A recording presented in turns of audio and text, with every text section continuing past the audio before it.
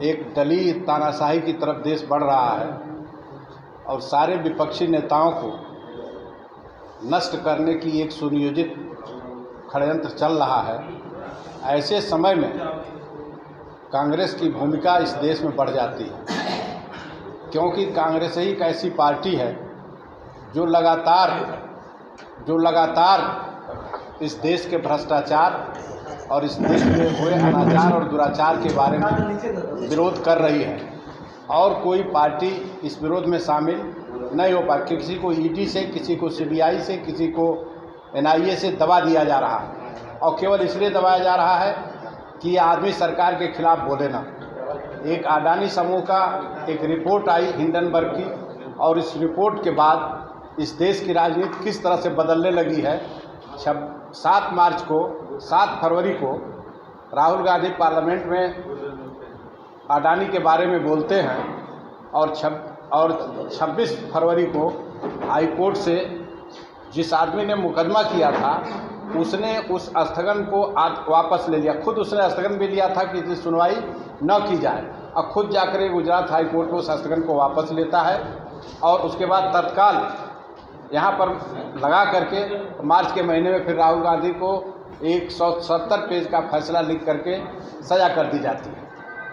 यह न्यायालय का एक निर्णय है, इसकी हम आलोचना नहीं करते हैं, लेकिन असहमति अपनी उससे व्यक्त करते हैं, क्योंकि सेक्शन 500 जो बताया गया है कि जिस सेक्शन 500 के आधार पर उनको सज़ा की गई है वह कब लागू होता है।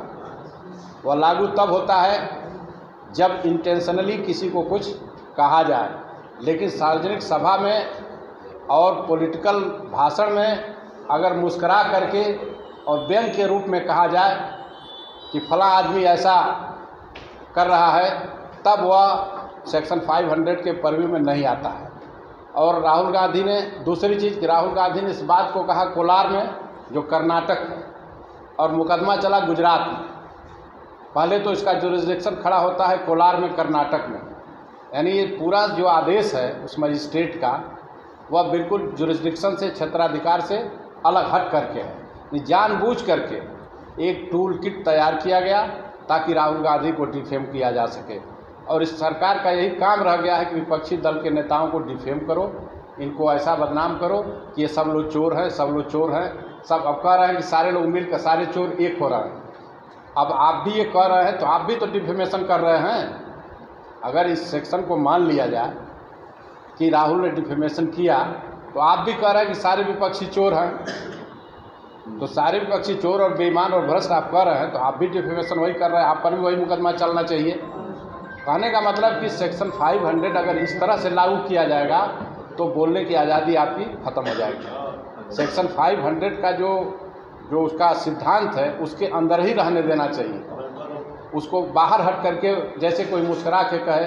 सुप्रीम कोर्ट, हाई कोर्ट सबकी रूलिंग आई है कि अगर मुस्करा कर कोई कहता है या व्यंग में कोई कहता है तब जा कर के ये बात उसके परव्यू में आती है। राहुल गांधी ने केवल यही कहा कि आखिर सारे मोदी ही क्यों पैसा लेकर के भागे। तो एक मोदी के लिए तो 2 मोदी के लिए कहा उन्होंने, और मोदी के ज़माने में भागे हैं, तो इसमें क्या गलती थी, किस तरह की मानहानि हुई। लेकिन एक टूल किट बना करके उनको परेशान किया गया।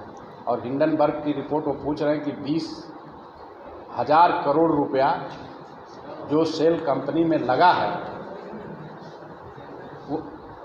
वह किसका है, यह बता दीजिए। मोदी जी के रुपया किसका है? रुपया किसी का होगा ना, जो कंपनी में लगा है 20,000 करोड़, उसका पता नहीं चल रहा कहाँ का है। तो ये सब सारी परिस्थितियां हैं, एक मामला नहीं है। पूरे देश में यह इतने मामले खड़े हो रहे हैं, जो भी उनके खिलाफ बोलेगा उसको वो परेशान करेगा। ऐसी स्थिति में कांग्रेस की भूमिका बढ़ जाती है। नाम उदय प्रताप राय एडवोकेट है। मैं उत्तर प्रदेश कांग्रेस कमेटी विधि विभाग का महासचिव हूं और आजमगढ़ मंडल का प्रभारी। और ये कार्यक्रम इसलिए रखा गया है कि वैष्णवी राय, कल्पनाथ राय के सपनों को पूरा करने के लिए गांव-गांव अपने उनके पिताजी के जो सहयोगी थे उन लोगों से मिलने का एक प्रयास कर रही हैं। और ये अभी LLM पास करके आई हैं और जब वो मरे तो ये बहुत छोटी थी।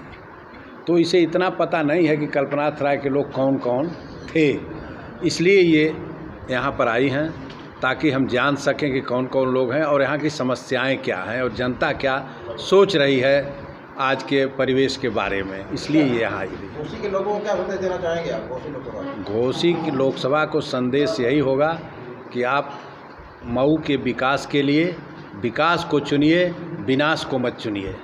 आज तक जितने भी एमपी चुने गए हैं सारे लोग विनाश को चुने गए हैं। अब विकास का वक्त आ रहा है और एक घोसी में एक नई लहर।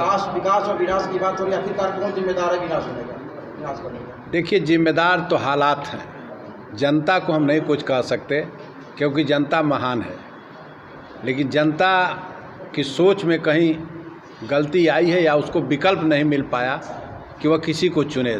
साल दर साल चुनाव हुए और उसने विश्वास व्यक्त किया कि फलां आदमी हमारे लिए कुछ करेगा या कुछ करेगा, लेकिन सारे लोग निकम्मे निकले और किसी ने कोई काम करने का प्रयास या जनता की समस्या हल करने का प्रयास नहीं किया। राहुल गांधी को जो सजा हुई है उसको लेके आप क्या?